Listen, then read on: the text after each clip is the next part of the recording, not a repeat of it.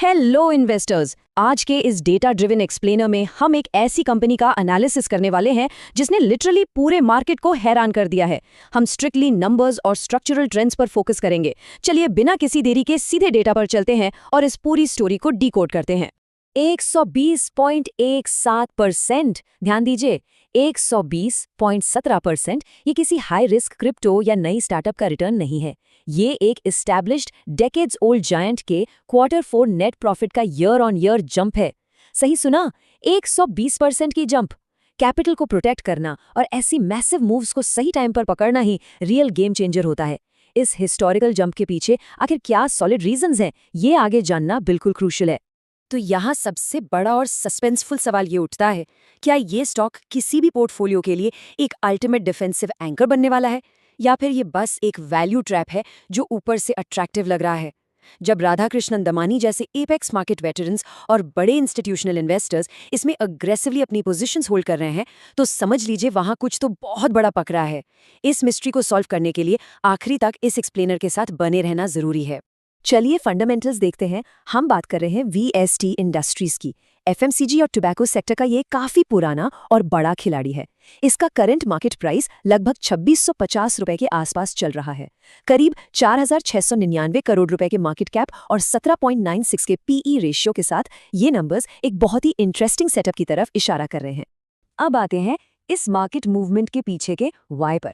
आखिर ऐसा हो क्यों रहा है? इंडियन टोबैको सेक्टर बेसिकली एक बहुत ही स्ट्रॉन्ग ड्यूओपोली फ्रेमवर्क में ऑपरेट करता है। यहाँ स्ट्रिक्ट एफडीआई बैन्स यानी विदेशी निवेश पर पूरी तरह रोक और बेहद कठोर रेगुलेटरी नियम हैं। ये high entry barriers incumbent companies को बाहरी कंपटीशन से पूरी तरह बचाकर रखते हैं, जो इनके लिए एक बहुत बड़ा स्ट्रक्चरल टेलविंड क्रिएट करता है। अगर हम मैक्रो इकोनॉमिक सेटअप की बात करें तो सबसे बड़ा फायदा है इनइलास्टिक डिमांड का। महंगाई कितनी भी बढ़ जाए, इन प्रोडक्ट्स की डिमांड जल्दी गिरती नहीं है। ये बिल्कुल एक नेचुरल हेज का काम करता है। लेकिन होराइजन पर कुछ हेडविंड्स भी हैं। मिडिल ईस्ट में चल रहे जियोपॉलिटिकल तनाव के कारण अनमैन्युफैक्चर्ड टोबैको के एक्सपोर्ट्स पर थोड़ा प्रेशर आया है। ये एक ऐसा फैक्टर है जिस पर नजर रखना जरूरी है। कंपनी के बिजनेस मॉडल और इकोनॉमिक मोड को समझना सच में बहुत जरूरी है। वीएसटी इंडस्ट्रीज का डोमिनेंस आरएसएफटी यानी regular size filter tip cigarette segment में अनमैच्ड है। भारत के रूरल और सेमी अर्बन एरियाज में इनका डिस्ट्रीब्यूशन नेटवर्क काफी डीप है। और सबसे खास बात, इनके पीछे ब्रिटिश अमेरिकन टोबैको यानी बीएटी का मजबूत बैकिंग और एक डिसिप्लिन्ड मैनेजमेंट टीम है जो कैपिटल एलोकेशन को लेकर काफी स्ट्रिक्ट है। अब आते हैं पूरे एनालिसिस के टर्निंग पॉइंट पर। Q4 FY26 के हिस्टोरिक नंबर्स। रेवेन्यू में लगभग 30.95% की शानदार ईयर ऑन ईयर ग्रोथ और वैल्यू सेगमेंट में जबरदस्त volume recovery.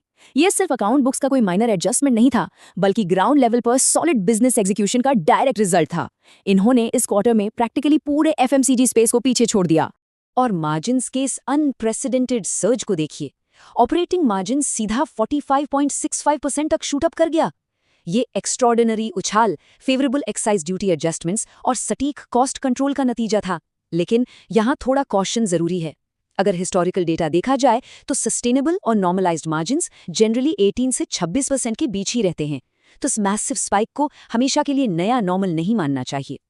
If you are finding this deep dive analysis helpful, make sure to like, share and subscribe to our channel Wish 100 crore right now. And if you want to connect with us directly for learning and quick market updates, join our free WhatsApp group. You will find the link right on our channel page. चलिए deep dive को आगे बढ़ाते हैं और आते हैं इस flawless balance sheet पर। अगर एक स्ट्रिक्ट क्रेडिट अंडरराइटर के एंगल से देखा जाए तो ये बैलेंस शीट बिल्कुल प्रिस्टीन है। Absolutely zero debt. आज के इस हाई इंटरेस्ट रेट एनवायरनमेंट में जहां भारी कर्ज वाली कंपनी स्ट्रगल कर रही हैं, ऐसी जीरो डेट कंपनी एक इंस्टीट्यूशनल सेफ हेवन बन जाती है। यहाँ लिक्विडिटी का लिटरली कोई खतरा नहीं है। कैश फ्लो और डिविडेंड्स का पिक्चर भी उतना ही इंटरेस्टिंग है। इनका ऑपरेटिंग कैश फ्लो बहुत स्ट्रांग है और करीब 4.5% की हाईली अट्रैक्टिव डिविडेंड यील्ड मिलती है। लेकिन यहाँ एक डबल एज स्वॉर्ड भी है, 97% का एलिवेटेड कैश पे आउट रेशियो। इसका सीधा मतलब है कि कंपनी अपना लगभग सारा कैश डिस्ट्रीब्यूट कर रही है, जिसकी वजह से एग्रेसिव इंटरनल रीइन्वेस्टमेंट के लिए पैसा काफी कम बचता है। वैल्यूएशन के नजरिए से देखें तो 17.96 का PE ratio broader FMCG sector के मुकाबले एक काफी सस्ता यानी एक चीप बार्गेन नजर आता है। और सोचिए, जब एक कंपनी लगातार 26.40% का शानदार रिटर्न ऑन इक्विटी जनरेट कर रही हो, वो भी बिना किसी बैलेंस शीट लेवरेज के, तो ये डिस्काउंट आसानी से जस्टिफाई हो जाता है। यहाँ एक क्लियर मार्जिन ऑफ सेफ्टी दिखाई देता है। और शायद यही डीप वैल्यू देखकर बड़े इंस्टीट्यूशनल इन्वेस्टर्स लगातार यहाँ एक्यूमुलेशन कर रहे हैं। एफआईआईज और डीआईआईज दोनों की होल्डिंग्स में बढ़ोतरी हुई है। पर सबसे बड़ा ट्रस्ट मार्कर है राधाकृष्णन दामानी जी की करीब 32% होल्डिंग। जब एपेक्स लेवल का स्मार्ट मनी इतने कन्विक्शन के साथ मार्केट में प्रेजेंट हो, तो इन फंडामेंटल्स की ताकत खुद ब खुद समझ आने लगती है। अब आते हैं टेक्निकल एनालिसिस पर। करंट सेटअप एक काफी टाइट कंसोलिडेशन फेज में दिख रहा है। नीचे की तरफ 250 से 254 रुपए के बीच एक बहुत ही मजबूत सपोर्ट जोन बना हुआ है और ऊपर 259 से 263 रुपए पर एक इमीडिएट ओवरहेड रेजिस्टेंस है। वहीं 60.98 का आरएसआई लेवल एक न्यूट्रल ट्रेंड का इशारा कर रहा है। ये लेवल्स आगे के प्राइस एक्शन को जज करने के लिए बिल्कुल क्रूशियल हैं। तो आइए इस पूरे डेटा को एक रिस्क रिवॉर्ड मैट्रिक्स में तोलते हैं। पहले बुल केस देखते हैं। अनमैच्ड कॉस्ट लीडरशिप, 26.40% का बेहतरीन आरओई और इनइलास्टिक डिमांड की वजह से सीमलेस प्राइस ट्रांसमिशन की क्षमता, ये एलिमेंट्स स्टॉक को मार्केट में काउंटर साइक्लिकल स्टेबिलिटी देते हैं।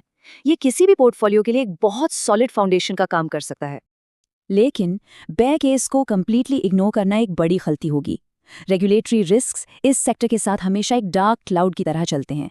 अचानक एक्स्ट्रॉर्डनरी टैक्सेशन, जीएसटी हाइक्स का डर और इलिसिट सिगरेट ट्रेड से होने वाला नुकसान, ये सभी ऐसे फैक्टर्स हैं जो कैपिटल एप्रिसिएशन की रफ्तार पर अचानक ब्रेक लगा सकते हैं। तो आखिर में फाइनल वर्डिक्ट क्या निकलता है? एक हाई बेटा हाईली वॉलेटाइल मार्केट में जब बड़े ड्रॉडाउन्स आते हैं, तो वीएसटी इंडस्ट्रीज जैसा लो बेटा स्टॉक, जिसका बीटा सिर्फ 0.77 है, एक पोर्टफोलियो शॉक एब्जॉर्बर की तरह काम करता है। ये उनके लिए नहीं है जो 12 महीने में पैसा डबल करना चाहते हैं। ये उनके लिए है जो स्टेबल डिविडेंड्स और डाउनसाइड कैपिटल प्रोटेक्शन ढूंढ रहे हैं। ये बिल्कुल एक क्लासिक डिफेंसिव एंकर है।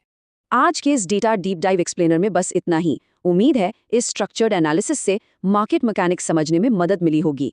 एक हाईली वॉलेटाइल मार्केट में क्या कैपिटल प्रोटेक्शन ही सच में नया अल्फा है? इस बारे में जरूर सोचिएगा।